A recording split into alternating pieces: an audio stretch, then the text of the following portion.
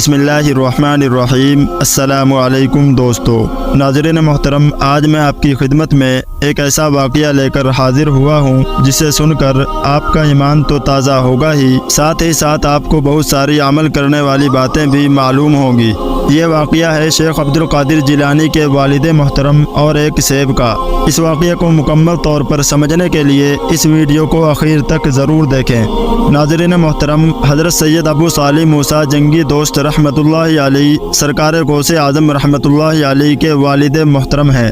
جنگی دوست لقب ہونے کی وجہ یہ ہے کہ آپ جنگ کو دوست رکھتے تھے، یعنی آپ اپنے نفس سے ہمیشہ جہاد فرماتے تھے۔ آپ بہت ہی کامل ولی اور شریعت کے پیروکار تھے۔ آپ رحمۃ اللہ علیہ دریا کے کنارے رہتے تھے۔ آپ ہمیشہ اللہ تعالیٰ کی عبادت میں مشغول رہتے۔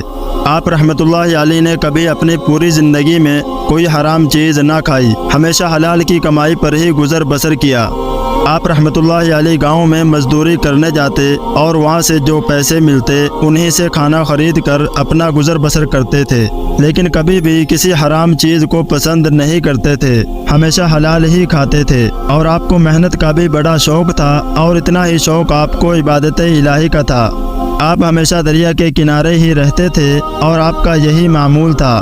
ایک دن اچانک اللہ کی مرضی سے آپ کی طبیعت خراب ہو گئی اور آپ اتنے کمزور ہو گئے کہ آپ چلنے سے مجبور ہو گئے، یعنی بیماری کی وجہ سے آپ کے اندر اتنی بھی قوت نہیں تھی کہ آپ مزدوری پر جا سکیں۔ آپ کے پاس پیسے بھی ختم ہو چکے تھے، اسی لیے کھانے کے لیے کچھ نہ تھا۔ یہ تو اللہ تعالیٰ کی طرف سے امتحان تھا۔ آپ رحمۃ اللہ علیہ ابھی اسی فکر میں ہی تھے کہ آپ نے خیال کیا کہ کیوں نہ میں روزہ رکھوں، اس کا مجھے ثواب بھی ملے گا اور اس مشکل وقت میں مجھے صبر بھی آ جائے گا۔ تو آپ رحمۃ اللہ علیہ نے دوسرے ہی دن سے پانی سے سحری کی اور روزہ رکھ لیا۔ جب شام ہوئی تو آپ نے پانی سے ہی روزہ افطار کر لیا۔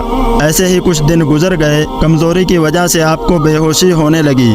ایک دن اسی نیم بے ہوشی کی حالت میں آپ کی نظر دریا کی موج پر گئی۔ آپ نے دیکھا کہ ایک سیب دریا میں بہتا ہوا آپ کی طرف آ رہا ہے۔ آپ رحمۃ اللہ علیہ اس سیب کو دیکھ کر بہت خوش ہوئے، گویا کہ آپ کے دل کو تسلی مل گئی۔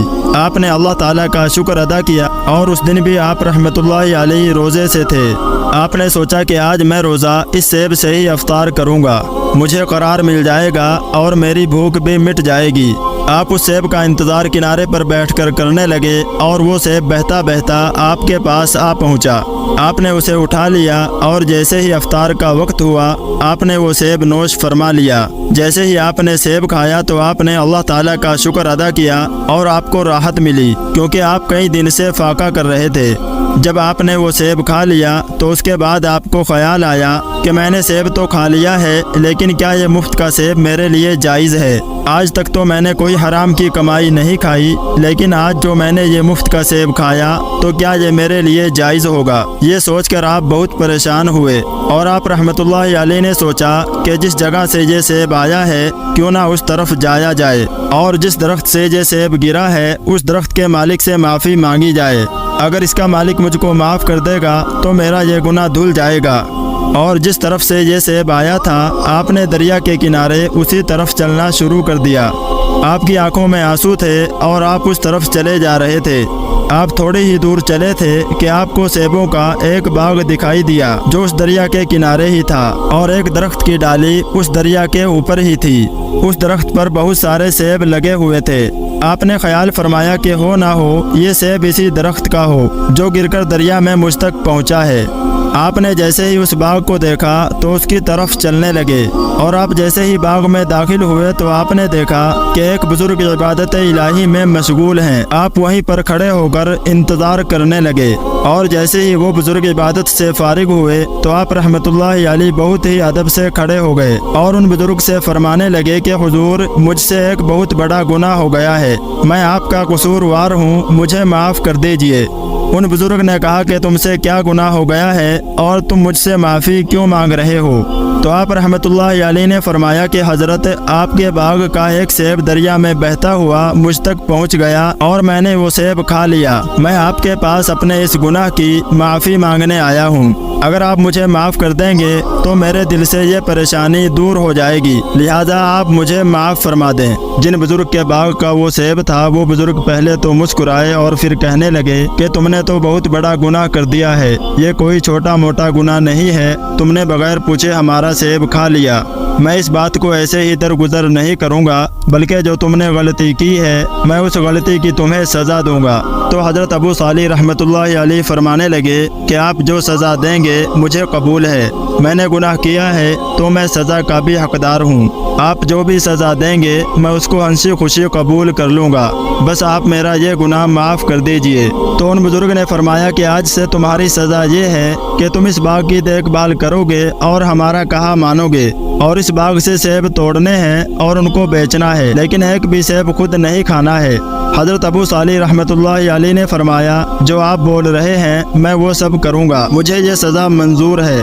اس کے بعد آپ رحمۃ اللہ علیہ نے اپنا معمول بنا لیا کہ صبح شام باغ کی دیکھ بھال کرتے، سیب بیچتے اور عبادت الہی میں مشغول رہتے۔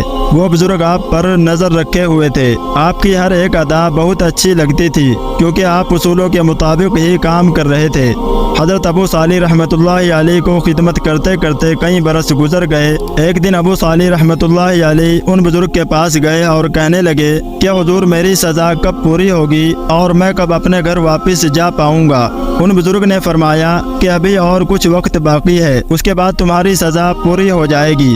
حضرت ابو صالح رحمۃ اللہ علیہ نے فرمایا ٹھیک ہے، جیسا آپ کہتے ہیں میں ویسا ہی کروں گا۔ اس کے بعد آپ رحمۃ اللہ علیہ واپس باغ کی دیکھ بھال کرنے لگے۔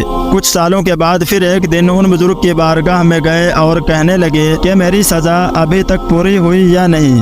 تو ان بزرگ نے فرمایا کہ تمہاری سزا پوری ہو چکی ہے، لیکن ابھی میں تمہیں ایسے نہیں چھوڑوں گا، ابھی بھی میری ایک شرط ہے۔ آپ رحمۃ اللہ علیہ نے فرمایا کہ آپ کی کون سی شرط ہے؟ تو ان بزرگ نے فرمایا کہ میری ایک لڑکی ہے، وہ منہ سے گونگی، کانوں سے بہری، آنکھوں سے اندھی اور پاؤں سے اپاہج ہے، وہ جوان ہو چکی ہے اور میں اس کی شادی کرنا چاہتا ہوں۔ پھر ان بزرگ نے فرمایا کہ تمہیں میری بیٹی کے ساتھ نکاح کرنا ہوگا، تمہاری غلطی پھر معاف ہوگی۔ حضرت ابو صالح رحمۃ اللہ علیہ نے فرمایا کہ ٹھیک ہے، آپ جو چاہو کرو، لیکن میری غلطی معاف کر دو۔ اور پھر ان بزرگ نے اپنی بیٹی کا نکاح حضرت ابو صالح رحمۃ اللہ علیہ سے کر دیا، اور آپ رحمۃ اللہ علیہ کو وہیں پر رہنے کے لیے ایک کمرہ بھی دے دیا تاکہ آپ اپنی شریک حیات کے ساتھ وہیں پر رہ سکیں۔ جب آپ دونوں کا نکاح ہو گیا تو آپ رحمۃ اللہ علیہ جب اپنے کمرے میں داخل ہوئے جہاں پر دلہن بیٹھی تھی، آپ رحمۃ اللہ علیہ نے جیسے ہی اپنی دلہن پر نظر ڈالی تو وہ بالکل صحیح سلامت تھی، اس کے اندر کوئی عیب نہیں تھا۔